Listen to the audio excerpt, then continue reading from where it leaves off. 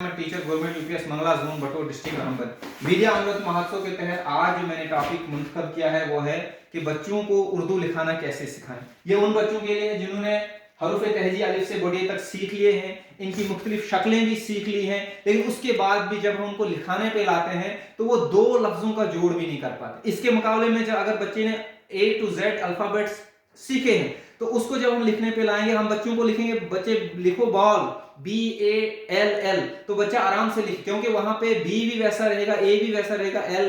लेकिन उर्दू में इनकी शक्लें जब बदल जाती हैं तो बच्चा लिखने में कंफ्यूज हो जाता है। ये बड़े बड़े बच्चों को भी लिखने में प्रॉब्लम आ जाती है। तो इस प्रॉब्लम को दूर करने के लिए मैंने कोशिश की। पहले मैंने हरूफ तहजी को दो ग्रुपों में तकसीम किया।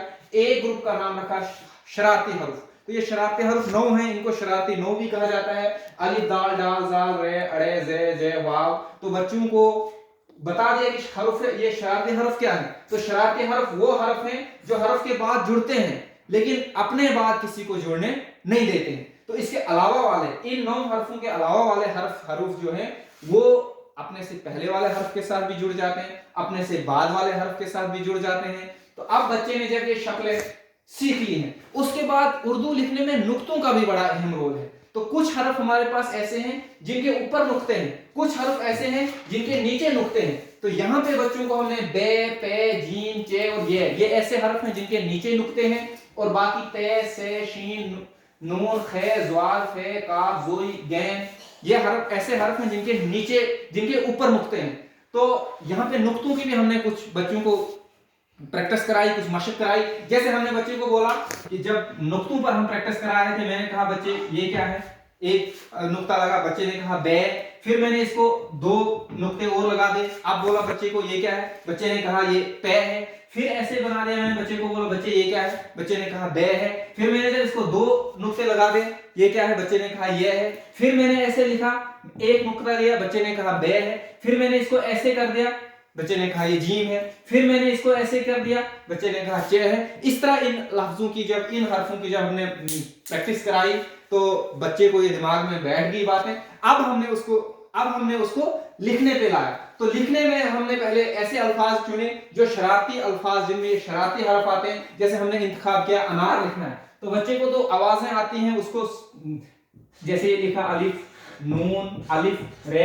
अब बच्चे को जब हम जोड़ कर लाएंगे तो बच्चे को पता है अलिफ शरारती हरफ है, ये किसी को अपने साथ जोड़ता नहीं है, ये अकेला रहेगा।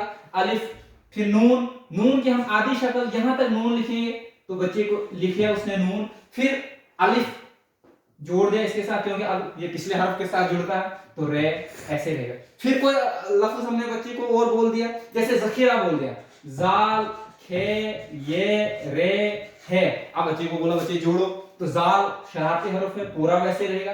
खे की आधी शक्ल यहां तक खे। फिर ये की आधी शक्ल जो है इसके नीचे 2, जैसे अभी यहां प्रैक्टिस में भी हमने बताया था, तो ये।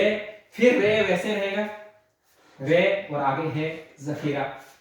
तो इस तरह शरारती हरफों की प्रैक्टिस हमने करा दी। फिर आम अल्फाज जो हैं, जैसे हमने अब जो कोई भी अल्फाज हो उर्दू का, कोई भी लफ्ज हो उर्दू का, उसको लिखने, जैसे हमने बताया बच्चे को हमें कलम लिखना है। जैसे कलम काफ लाम और मीम, तो काफ यहां तक आधा लिखेंगे, लाम आधा, और लास्ट पे जो भी हर्फ आएगा वो अपनी पूरी शक्ल में ही लिखा जाएगा। जैसे हमने लिखा काफ लाम मीम, तो काफ की आधी शक्ल हमने लिख लिया काफ आधा।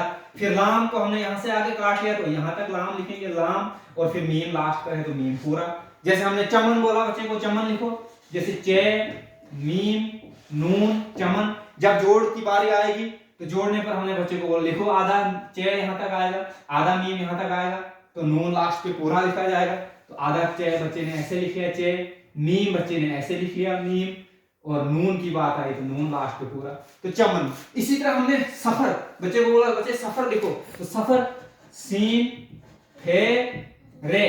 अब बच्चे को बोला इसको जोड़ो, तो सीन यहां तक आधी शक्ल सीन की, फे यहां तक, और लास्ट पे रे पूरा।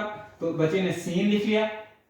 अब फे लिखना है फे का, तो बच्चे ने फे लिख लिया और रे नीचे जोड़ दिया, तो सफर। इस तरह हमने बहुत से अल्फाजों की जब बच्चे को प्रैक्टिस कराई तो ये टेक्निक हमें ऐसी लगी कि जो बच्चा 6ठी तक भी पहुंच गया था, अगर उसको लिखने में कोई प्रॉब्लम थी, सिर्फ 2 दिन प्रैक्टिस कराने से इसके ऐसे नतीजे आए कि सारी क्लास जो है हम एप्लीकेशन भी अगर बच्चे को जबान से हम बोलते गए और बच्चा लिखता गया, तो इस तरह ये टेक्निक हमने इस्तेमाल की, उसके काफ़ी अच्छे नतीजे रहे।